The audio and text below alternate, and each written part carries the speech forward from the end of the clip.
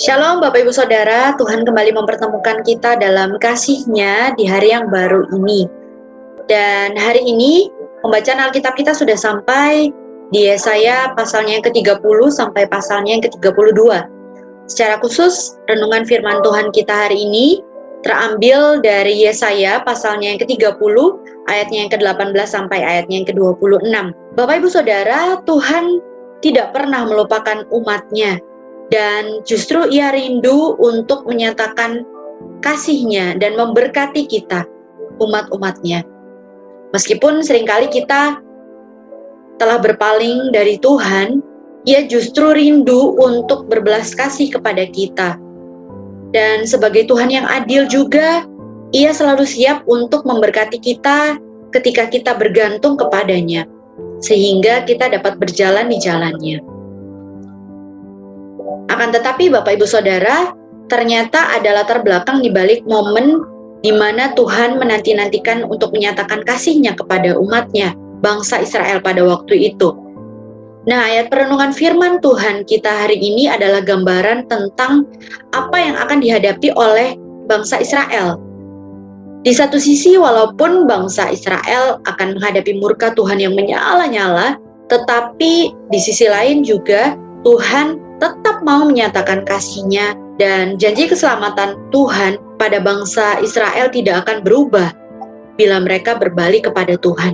Tetapi jika mereka tetap mengeraskan hati dan tidak mau bertobat, maka bila waktunya tiba, mereka akan binasa. Bapak Ibu Saudara, Tuhan juga rindu untuk memberkati umat-Nya, tapi karena pemberontakan mereka, maka keadilan-Nya tidak mengizinkan Dia, Tuhan, untuk menunjukkan belas kasihan-Nya.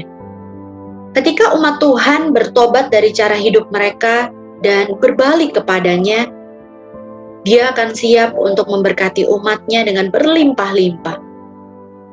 Bagaimana dengan kita saat ini, saudara?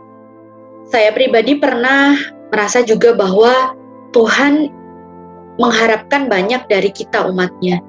Ia tidak hanya menanti-nantikan untuk menyatakan kasih-Nya kepada kita, tetapi juga menanti-nantikan untuk kita terus bertumbuh dalam iman kita dan pengenalan kita akan Dia.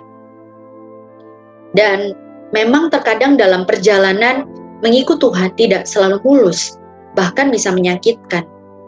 Tetapi Tuhan selalu membimbing kita dengan tangan-Nya yang penuh kasih. Bahkan dalam pelajaran hidup yang sulit pun, yang Tuhan izinkan terjadi atas kita. Saya percaya, jika kita memandang kepada Tuhan, maka Ia berjanji untuk menyertai kita dan mengajar kita. Mungkin terkadang kita seperti bangsa Israel, tidak taat, dan malah melakukan hal-hal yang menyakiti hati Tuhan. Tapi pada akhirnya Tuhan akan memberkati dan menolong kita jika kita mau bertobat sungguh-sungguh. Setelah kita bertobat, kita akan lebih siap untuk mendengarkan arahan Tuhan.